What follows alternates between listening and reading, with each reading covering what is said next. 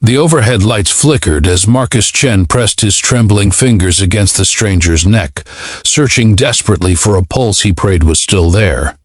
Around him, passengers screamed and flight attendants rushed down the aisle, but all he could hear was the hammering of his own heart and the shallow, rattling breaths of the elderly man collapsed at his feet.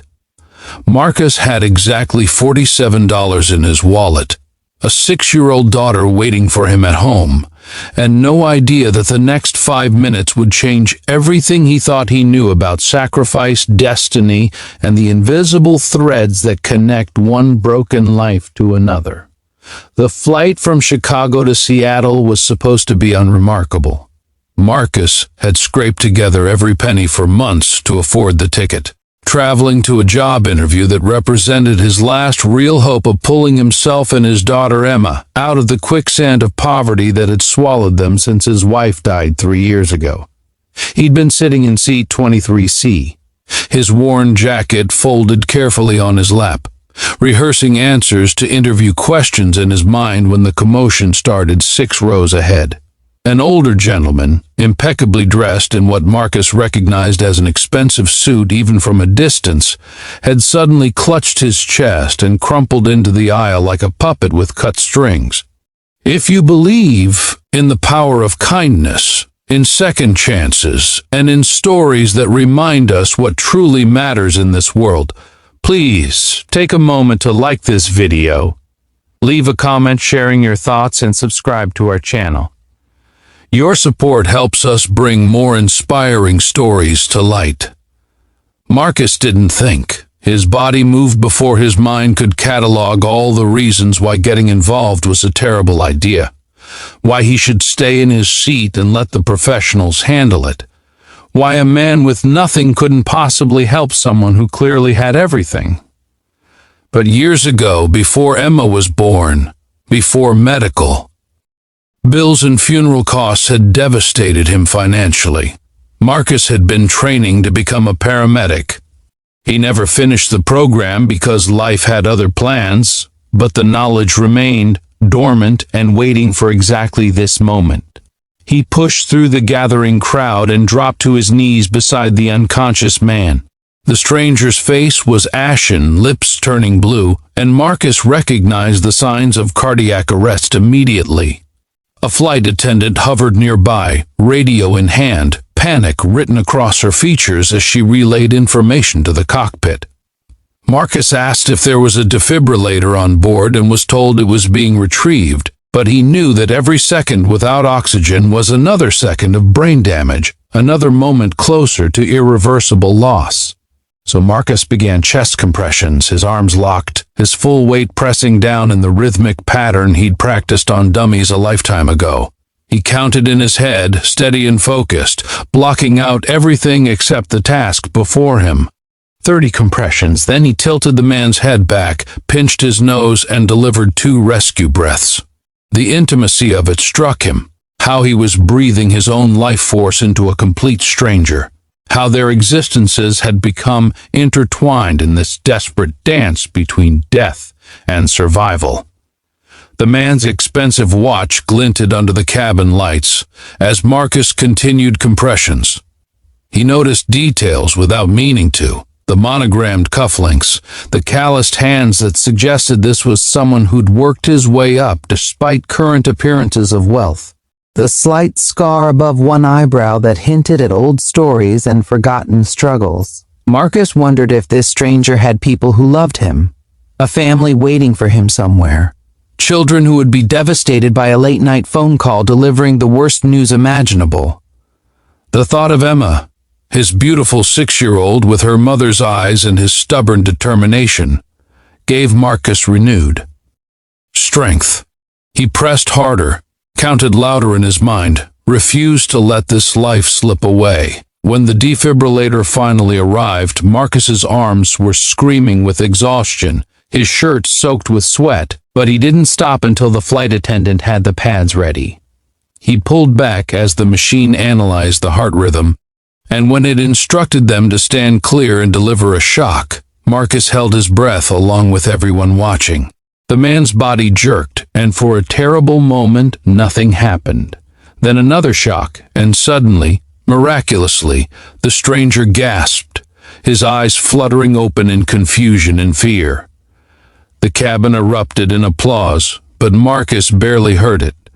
He stayed beside the man, speaking in low, calm tones, explaining what had happened, assuring him that they would be landing soon and that paramedics would be waiting.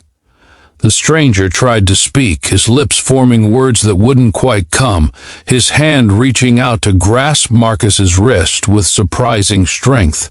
His eyes, now more focused, seemed to be trying to communicate something urgent, something important, but his body wouldn't cooperate.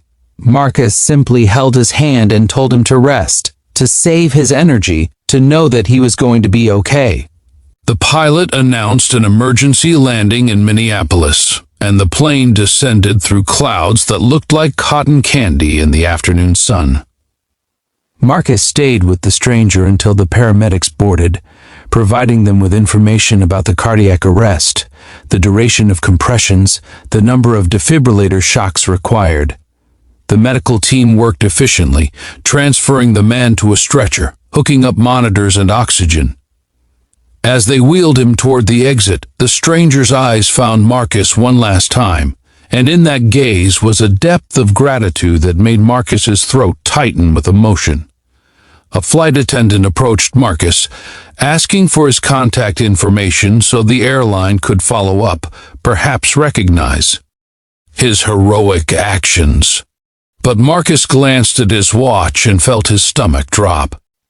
The emergency landing meant he would miss his connecting flight, which meant he would miss his interview, which meant his last hope for a decent job that could provide stability for Emma was evaporating before his eyes.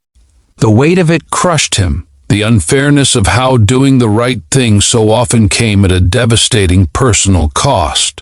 He thought about Emma staying with his elderly neighbor Mrs. Rodriguez, how he'd promised her this trip would change their lives, how he'd return with good news, and maybe, finally, the ability to buy her new shoes instead of praying the old ones would last another season. So when the flight attendant asked again for his information, Marcus simply shook his head.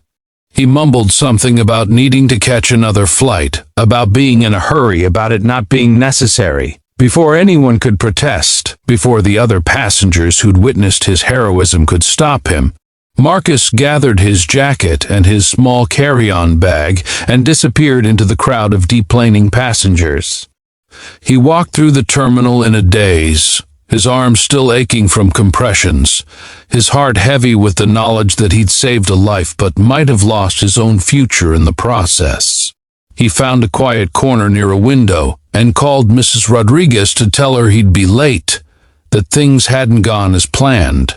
Then he called the company where he was supposed to interview, and the apologetic voice on the other end informed him that they'd already moved forward with other candidates, that they couldn't reschedule. Marcus hung up and stared out at the planes taking off and landing, metal birds carrying people toward their destinies, while his own seemed to be slipping further away with each passing moment. But what Marcus didn't know, what he couldn't possibly have known as he sat there contemplating how to explain this failure to his daughter, was that the stranger whose life he'd saved was Robert Chen. No relation despite the shared surname, founder and CEO of Chen Technologies, a man worth billions, who'd built an empire on the principle of recognizing and rewarding excellence wherever it appeared. Robert Chen, who would wake up in a hospital bed later that evening and demand to know everything about the man who'd refused to let him die. Robert Chen, who would mobilize his considerable resources to find the humble hero who'd vanished into the crowd without leaving so much as a name. If this story has touched your heart, if you believe in the magic of unexpected connections and the mysterious ways our acts of kindness ripple out into the universe, please show your support by liking this video and sharing it with someone who needs to hear this message today.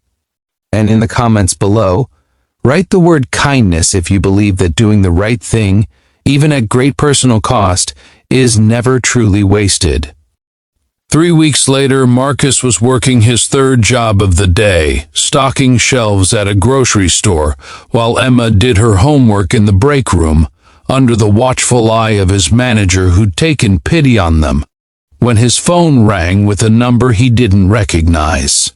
On the other end was a voice he'd never forget, stronger now, vibrant with life and purpose.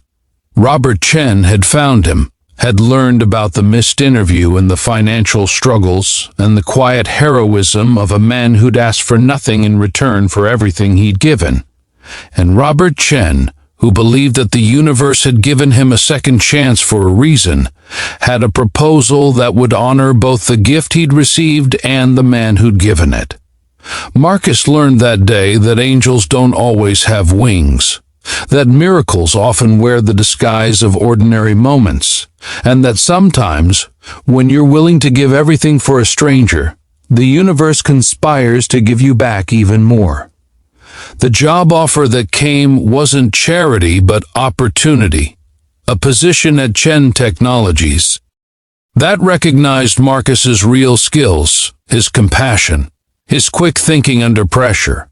But more than that, it came with Robert's personal commitment to fund Emma's education, to ensure that the daughter of the man who'd saved his life would never have to worry about shoes or school supplies or any of the thousand small indignities that poverty inflicts on the innocent. As Marcus held his phone, tears streaming down his face while Emma looked up from her homework with curious concern, he understood something profound about the interconnected nature of all our choices, about how the moment we stop calculating the cost of kindness is the moment we become truly rich in the ways that matter most. He'd boarded that plane with $47 and a prayer, and he'd left it with empty